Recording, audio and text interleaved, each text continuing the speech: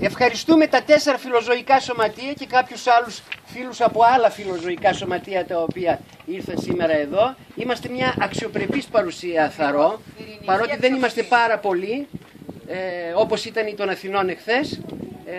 Είμαστε εξαιρετικά.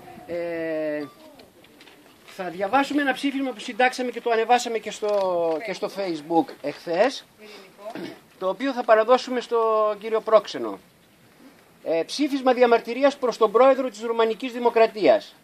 Αγαπητοί φίλοι, μαζευτήκαμε εδώ σήμερα να ενώσουμε τη φωνή μας με όλους τους φιλόζωους παγκοσμίως ενάντια στην απόφαση και ψήφιση εκ μέρους του Ρουμάνικου Κοινοβουλίου του νομοσχεδίου ντροπής που αφορά την εξόντωση στη χώρα αυτή των πιο γλυκών φίλων του ανθρώπου που είναι τα ζώα, είτε αδέσποτα είτε δεσποζόμενα.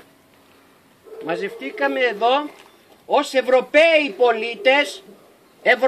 πολίτες για να υπενθυμίσουμε σε αυτούς που θέλουν να είναι στην ευρωπαϊκή οικογένεια και που ξεχνούν πως η ζωή, ο σεβασμός και η αγάπη, πως κάθε έμβια ζωή είναι στοιχεία απαραίτητα για να μας κατατάσσουν στο ανθρώπινο είδος που είναι στην κορυφή της πυραμίδας της εξέλιξης και όχι οδηγός κακίας και μίσους.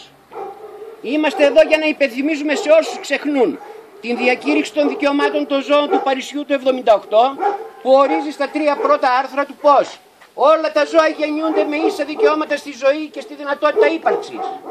Ο άνθρωπος οφείλει να σέβεται τη ζωή κάθε ζώου. Ο άνθρωπος ανήκει στο ζωικό βασίλειο και δεν μπορεί να εξοντώνει ή να εκμεταλλεύεται τα άλλα είδη του ζωικού βασιλείου. Αντίθετα, οφείλει να χρησιμοποιεί τις γνώσεις για το καλό των ζώων. Κάθε ζώο δικαιούται φροντίδας, προσοχής και προστασίας από τον άνθρωπο. Κανένα ζώο δεν πρέπει να υποβάλλεται σε κακομεταχείριση ή απάνθρωπη συμπεριφορά. Είμαστε εδώ ως παγκόσμιοι πολίτες ενός πλανήτη που πρέπει να διέπεται από αγάπη, αξιοπρέπεια και σεβασμό των άλλων έμβιων ψυχών και όχι μόνο να μην τα εξολοθρεύει, αλλά να βρίσκεται δίπλα τους και να τα προστατεύει.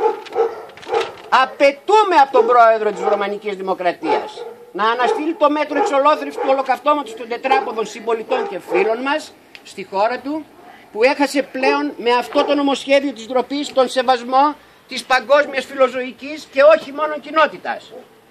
Το παρόν ψήφισμα που διαβοής οργής θα επιχειρώσετε και θα εγκρίνετε οι παρόντες, θα επιδοθεί στον Πρόξενο ή θα θυροκολληθεί στο προξενείο της Ρωμανίας στη Θεσσαλονίκη. Εγκρίνεται! Ναι! Ναι! Όλοι σηκώστε για όλα τα χέρια να βάλουμε τις φορές. Όλοι τις κόκκινες κορδέλες. Τα άλλα χέρια.